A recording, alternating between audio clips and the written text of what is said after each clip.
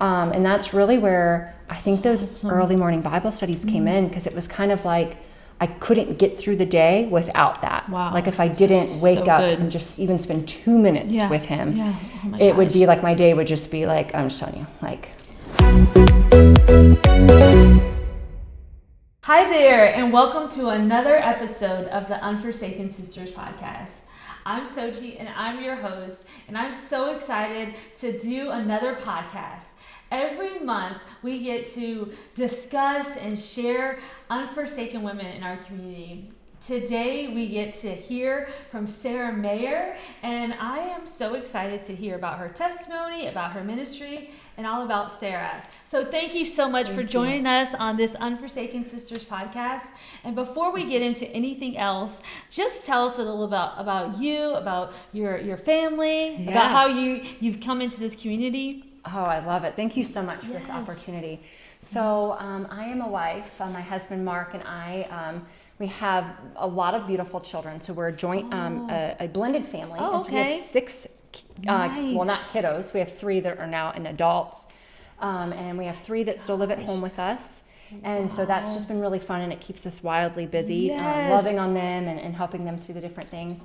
My goodness, that's great. Yeah, it's been really cool. I didn't know that it's like when I hear about the blended family and then you have 6. Yeah. It is the Brady Bunch. Right? Yeah, we really do. Oh my gosh, that's I think our neighbors are like, what is happening over there? Lots of people coming and going, lots of animals, fish and dogs and all sorts of stuff. Yes. But, lots of fun. Well, I'm just going to read a quick bio, just a glimpse before we get into it. So you are the founder and executive director of the nonprofit 8 Waves, and you balance your busy life with being a wife and a mom and to 3 boys, and then also to 3 other kiddos, young adults as well. And you love to stay active and healthy, and you love early morning Bible studies. I love that too. I have led many Bible studies, but it's so crucial that we pour into ourselves before we can pour out into others. So tell us a little bit about your background and how you ended up in this community. Oh yeah, so my passion has always been to work with children from even a very early age. I remember kind of always telling my mom I want to be a teacher or something along those lines. And God is just really tremendous. He's like really brought me full circle. Right. In high school, I did like an internship and decided maybe teaching isn't actually for me. Right. And I also struggled immensely with different like learning disabilities. At my age, I'm really close to 40, that you really weren't diagnosed. It wasn't something that happened when when I was in elementary school. And so I just kind of lived and grew and learned and adapted. Wow. And now being able to work and start a nonprofit that helps children and helps children read confidently and make sure that they have access to things that they need, such as like tutoring or food, hygiene items. It's been really cool. God has brought it like full circle. Oh my gosh. I think like when like, especially like we're not older, but when we were growing up, the things were be a teacher if you want to work with kids, and there's so much other stuff out there. And so for you to be like, okay, well, I'm going to zone in on something very specific that God created me to do. Yes. That's a beautiful thing that you heard the Father God tell you to do something. You're like, you know what? I'm going to start this. Yeah. That's amazing. So, you've got quite the testimony, and I want us to just to if you whatever you feel comfortable sharing, I would love to hear it. Oh, I think for me, I'm an open book, because this is where God really brought me through some very dark days and also some really beautiful moments. I love that. I have a past with some trauma, a lot of domestic violence. I also have been divorced. And so I've watched my 2 older boys go through a divorce and help them stabilize. And then trying to stabilize myself while trying to stabilize them and heal through that. And that's really where I think those early morning Bible studies came in, because it was kind of like I couldn't get through the day without that. Wow. Like if I didn't wake up and just even spend 2 minutes with him, it would be like my day would just be like, I'm just telling you, like total out of control. You know? It's just shot. And so with that, I think I started to like provide like coaching for a lot of youth and try to help them through traumatic experiences and working at a therapy office.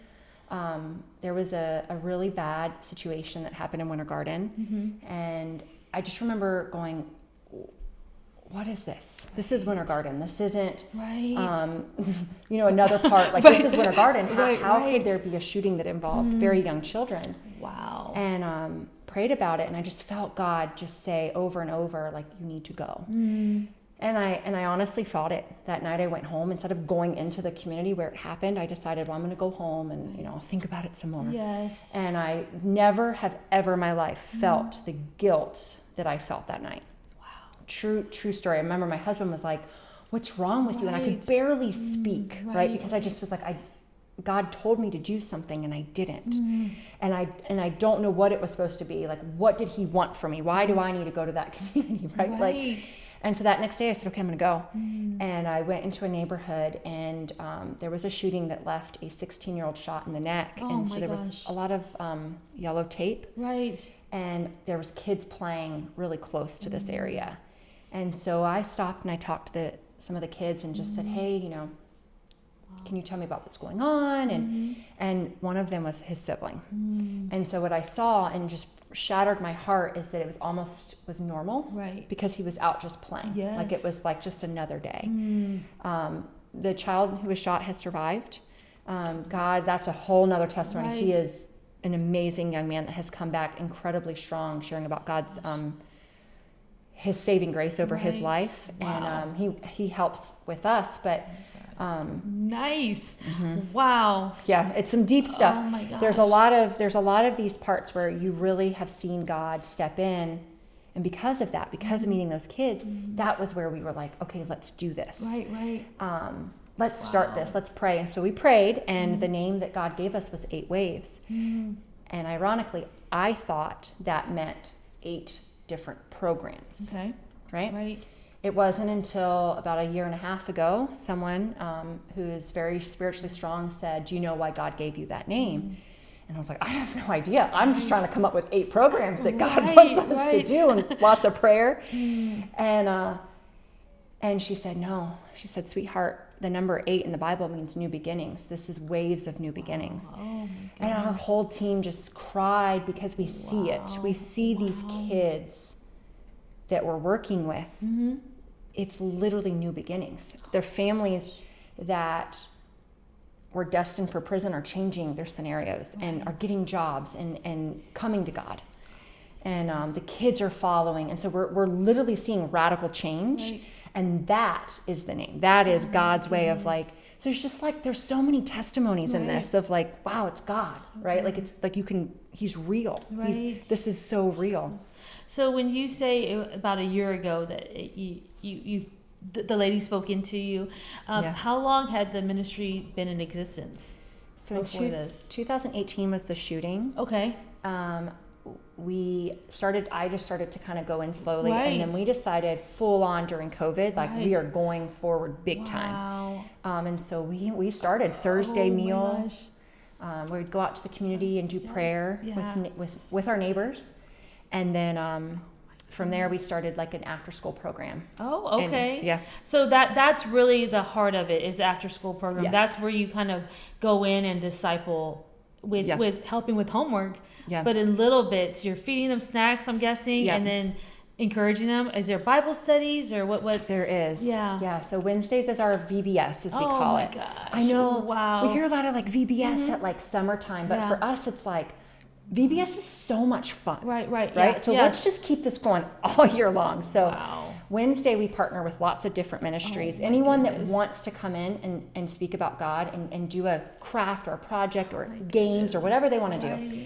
And so we have a lot of church partners that come in, and we have a lot of mentorship opportunities.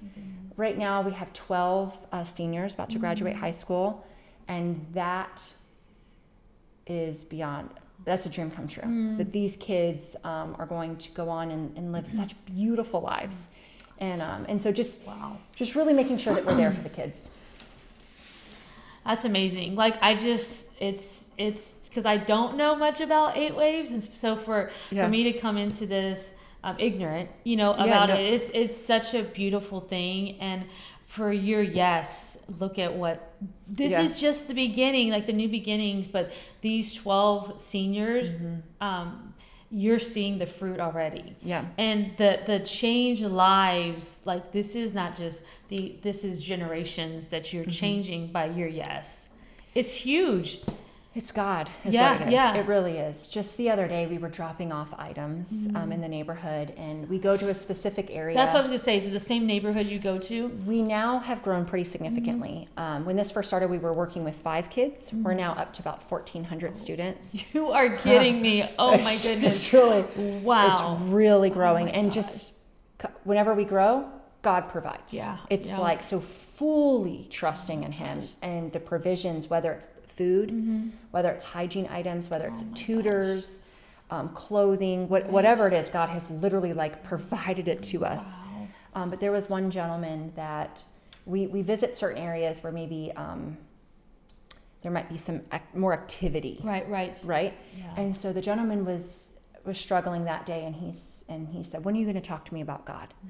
And I said, "When are you ready?" Right. And he said, "Well, I know that's why you're doing this." And so what we have done a little different at 8 Waves is we've tried to build the connection first.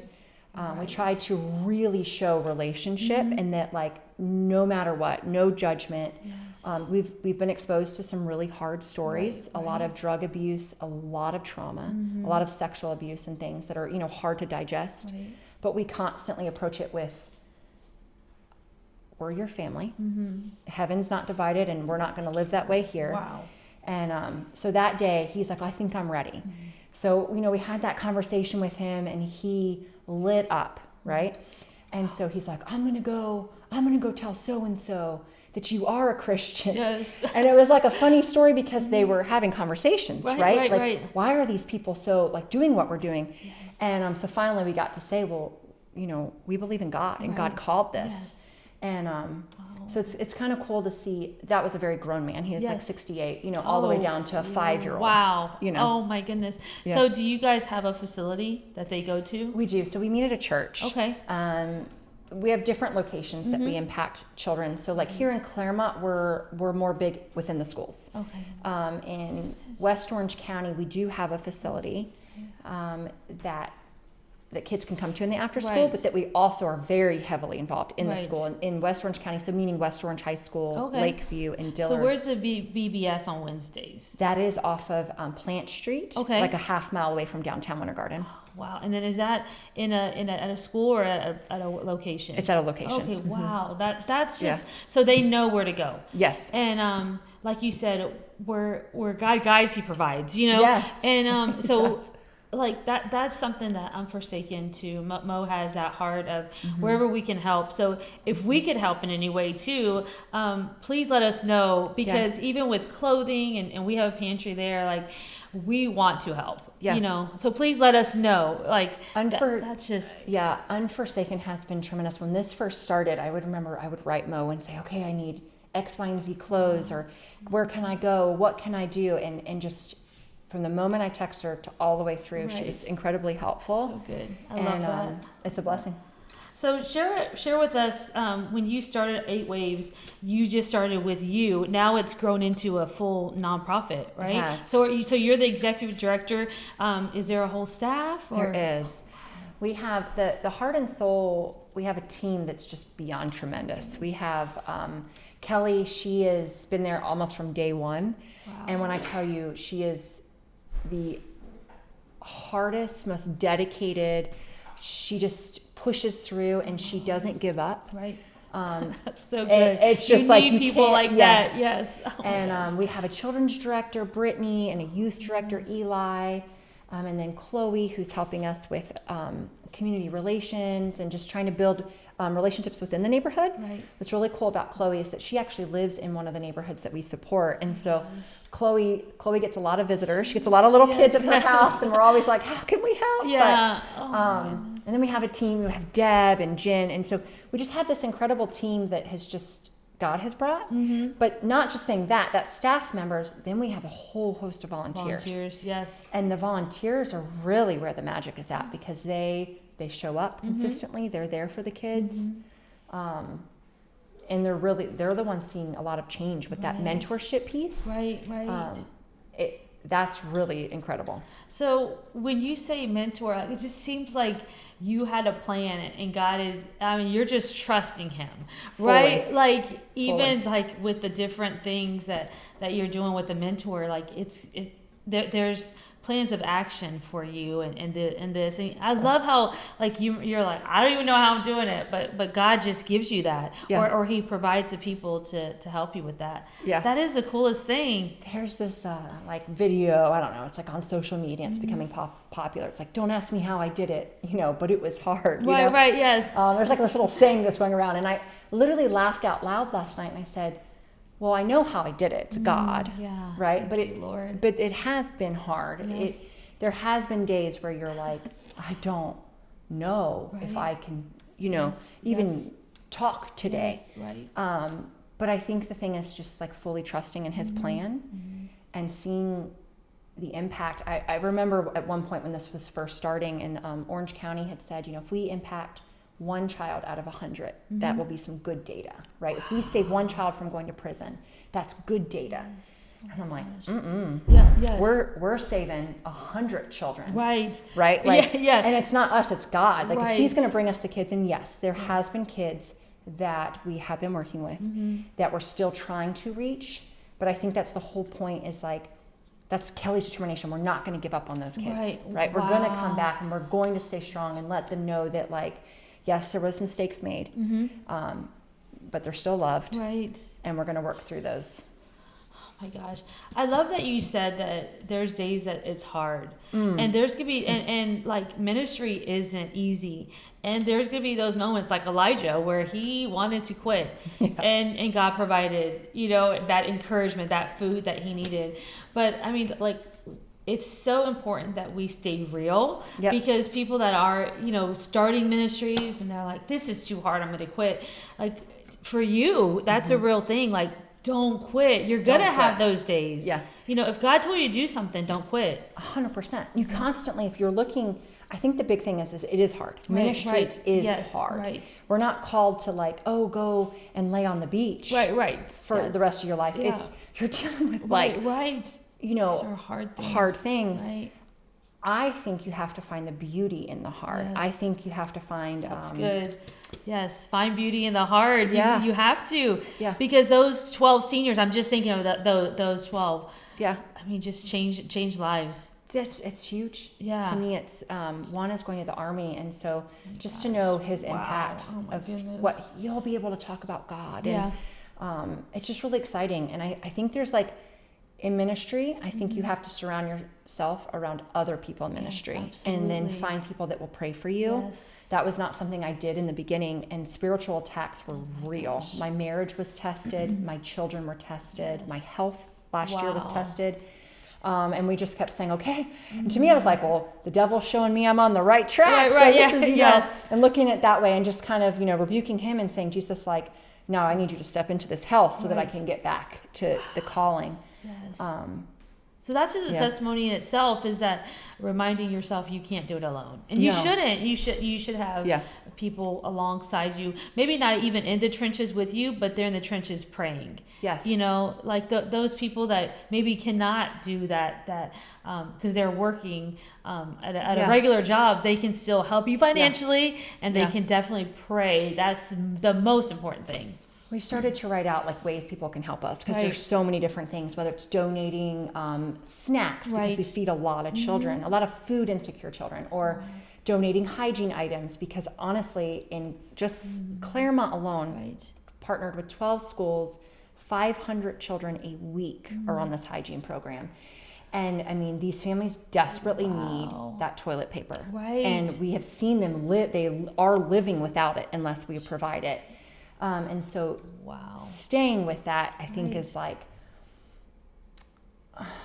the moment of like, okay, we're going to follow through. We're going to see this through. We're going to try to find ways and solutions to help these families.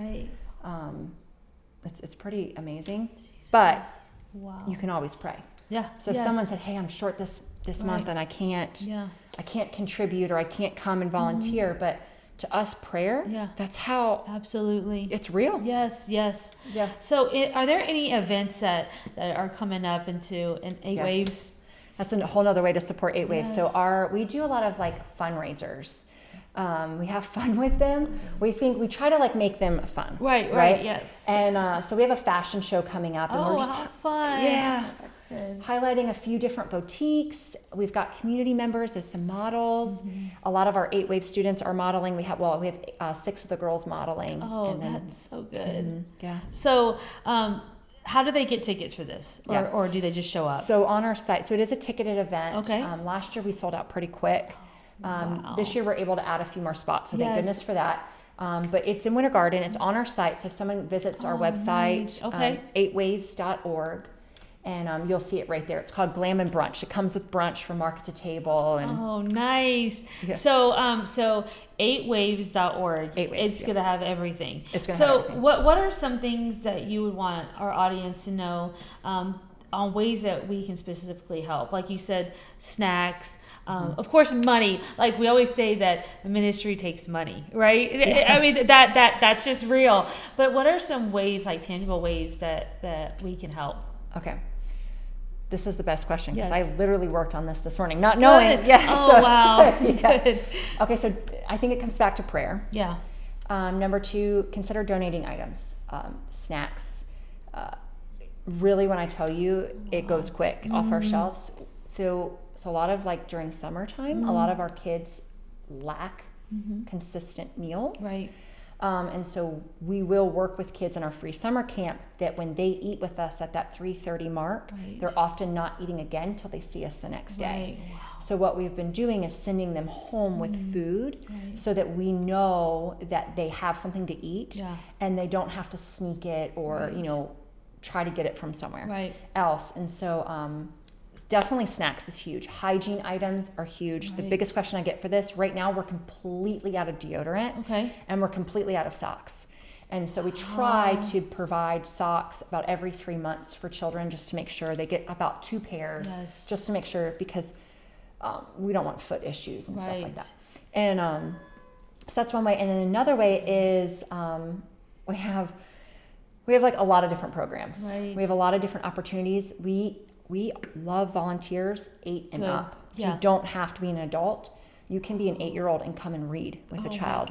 You can be an 8-year-old and pack hygiene kits and write special notes like, God loves you. And you can do that from home and then drop it off to us. Right? Because we're just constantly trying to remind the kids and the families that like, God loves them. No matter the situation they're in, and He's there and He sees them.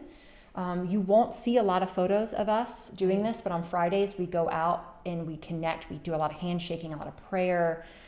We don't take a lot of photos for that because for us we don't want the families to feel embarrassed. You're protecting them. Yeah.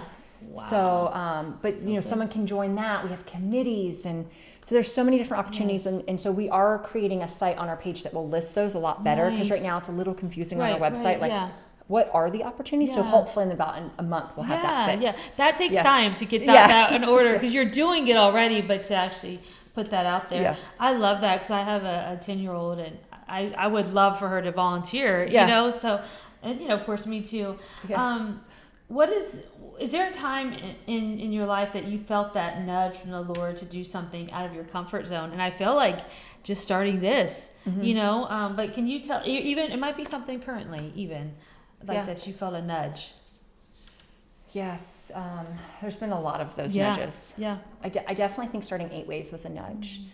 I think in my head, it was going to be like working with teen girls, and a ministry had kind of started. It was called She, and we had kind of like there was a group of ladies, and we kind of were working on it. And I was so excited, right? And God's like, no, that might be for some. That might it's a huge need for that, but like God was nudging me to the 8 Waves. Currently, we're working on a really big project of getting our own facility for the children. And so that's a big nudge. And there's moments where I just want to run away and hide. Like, honestly, what did I get myself into? The capital campaign behind that is so significant that I'm like, what? Right. And so it's one of those things that I dream about it and I'm praying about it. And so it's the coolest thing because I just keep hearing God say, it's covered. Right. Right. So I just have to go. And I think we were talking earlier about the story of Nathaniel in the Bible. And when the walls came crashing down, he didn't freak out. Right. He just calmly said to the king, like, we got to look up to God. Right. We got to ask God to help us rebuild this. And I think that to me is a metaphor to all of our lives, right? Whether we're stuck in traffic and we're late and so the walls are crashing down, our anxiety's through the roof, or we're trying to raise a certain amount of money, it can feel stressful, but I think it's just constantly looking at God, saying, okay, God, like, I know you're calling this, so like equip me to do your will. Right. Oh, that's so good. I love what you said about, the teen girls in the ministry, and, it's so funny that we have our own thoughts, they're good thoughts, right? Yeah. And like, I think about the Lisa Turker's book, The Best Yes, there's a lot of good things, and the enemy will put those good things, but what is our best yes? What is the thing that God has called us to do? And not being distracted by the good thing. Yeah. And God was calling you to do 8 ways, but you're like, but this is good too. So I'm so grateful that you listen to him, because think about, like, it's a good thing, but what's your best yes? So what has been a situation that you have seen God move? I know you have so many. There's so many. 2 weeks ago, 3 gentlemen approached and said, Sarah, I need help. These are convicted felons. One had just served for murder and was released, and I can't find a job, but I got to get out of the streets so that I can provide and be stable for my kids, because I don't want my kids to go the route I went. And I sat with them and I cried and we prayed, posted online, I'm looking for jobs, and immediately companies were like, on your word, we'll hire these men. Wow. And so to know that these lives could be transformed, and there's going to be work that's needed to be done, right? But they have served their time. They do need a second chance, and seeing that, just knowing within minutes of that post. What's really cool about that, though, is that the very next day, I had people not even realizing that I had posted. You know how sometimes on Facebook you don't see someone's post, right? Yes. She came to me and she's like, hey, by chance, do you have anyone that you're looking for jobs? We'll even hire. And I'm just like, what is going on? Like, that had never happened. Right. That had never happened. So to me, it's God. Right. Absolutely. Oh, man. So you don't just minister to kiddos. It's the entire family. Right. Yeah. Wow. It's such, I think about this because there was a youth that I was discipling, and then he made some really bad choices, and he did jail time for 10 years. And it broke my heart, because I was one of the very few that would write him in jail. And so as soon as he came out, we took him to dinner.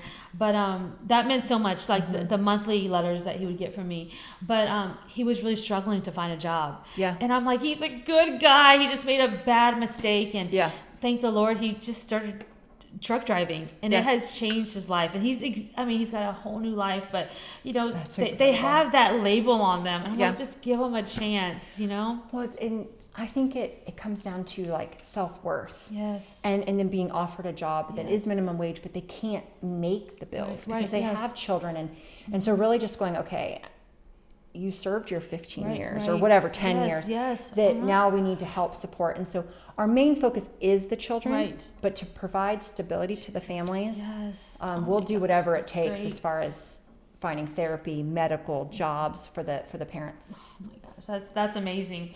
Who are some of your mentors or people that have helped you along the way? Oh, I have so many. Okay, so this is going to sound a little strange, but the owner of Annie Ann's. Oh. It sounds so nuts, but I was at a conference. I went to a conference where she was a speaker. We probably went the same one. Yes.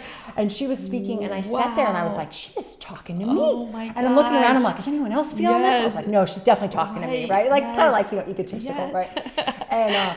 And so afterwards I was like, I don't care how, I've never done that. Right. Ever, where I was like, I'm going to stay and talk to these people. Yes.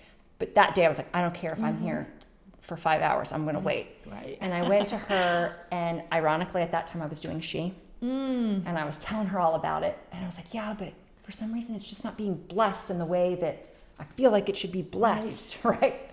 And she's like, that's because that's not God's calling on your life. Wow. So we went back and forth and we had lots of conversations, and I would really, really suggest anyone that doesn't know her story and the story of Auntie Anne's. Yeah, Auntie Anne's. Yes. Auntie Anne's. The pretzels, right? The pretzels. Yes. To go and read about it, because that is a testimony itself. Yes. But basically, her belief in God. Yeah. And now leading to $5 million a year in donations to the world. It's just incredible. And so, saying that, she's definitely a role model to me. I follow her. I like to go to events that she's at, because I really like the way that I like her humbleness. And I think there's something to be said about that she's so humble. And that's cool. You got to meet her, that you were like, I'm going to meet her. Yeah. And she just spoke into your life. She totally did. Wow. She probably thought I was like, because I was like chasing her down. And I was like yelling her name. And she was, so there was lots of. Is her name Anne? I can't even remember. It is, I wasn't sure. Okay. Yeah. So thinking about just you and just hearing your story and how God has just saved your life, not just salvation, but just done amazing things in your life. What is some advice that you can give to the women that are out there that are going through a difficult season or a situation in their life? You've been through a lot. So what's some advice for them? Yeah. Don't give up. I know you feel alone, but you're not. Yes. Right? And that somehow, some way, there's going to be provisions. There's going to be things that will come your way to let you know that God is there with you. You have to be open to that, but he is there. Don't talk to everybody. That's good. Don't talk to everybody. I think that actually was adding a lot of stress into my life, as I was trying to seek other people's approval or other people's advice. And sometimes they might not have been the best person for me at that point. That's so good. That's so good. Oh my goodness. Because we want to hear everybody and we want their approval. Yeah. But no, there's too many voices out there. And I think sometimes we get tangled up in that. And then all of a sudden we spent 2 hours with this friend that was telling us to leave our husband. Yes. When really we should have been told, hold, Yeah. let me pray with you. Yeah. So if you don't have your core people, like those people that are flooding actual words of wisdom, faith, if they're not giving you advice that makes you feel like, okay, that's from God, then kind of be mindful of that. But you can find those people. I think that's what's so cool about Unforsaken. Yes. I mean, this is something that is found at Unforsaken, right? Women that believe and that can be there, the hard times and the good times. That's so good. Thank you for sharing that. What is something about you that many people may not know? Okay, you guys, it's a true story. Okay. I moved to Vermont from Florida. I was like at college, and I was like, oh, I'm gonna live my life. I want to experience something else. Yeah. Moved to Vermont, applied to be a children's instructor I thought it was a daycare worker at Smuggler's Notch. It's a ski resort. Didn't realize that job meant you were a ski instructor. Okay. So on the day one on training, I saw everyone, putting on their boots, and I'm like, what's going on here? Like, you didn't bring your ski boots? And I was like, I never skied a day in my life. Right. Oh, so I was like, okay, well, I'll go. And so I got some on, totally went. I never spoke up. That was a huge mistake on my part. So I do regret that. Went up that mountain, thinking, how hard could this actually be? Right. Oh, God had to save me off that mountain. I was saved. Rescue dogs came. Yes. It was a good story. But here's what's really cool is Smuggler's Notch was really great about it. They put me with an instructor for like 2 to 3 weeks. I took lessons, and then I was a ski instructor for 3 years. Oh, wow. So it was all good. Yes. But not very many people know that. And I think that it's kind of a cool story because I don't ever know where that braveness came from of me like, I'm going to ski down this mountain, right? Yes. And I wish sometimes I had a little bit more of that. But also I think it's more of a story of you need to be honest. Right. And I should have been more honest, and I should have been like, well, I applied for the wrong job, right? Like, I thought this was like taking care of people's children, while they were. While they were skiing. Oh my goodness. Well, thank you so much for joining us. I know that there's so much more, but I just invite you all just to go to 8waves.org and learn more about this ministry. Sarah, thank you so much for joining us. In closing, is there something that you really are wanting to see happen and that we can pray alongside you? Okay.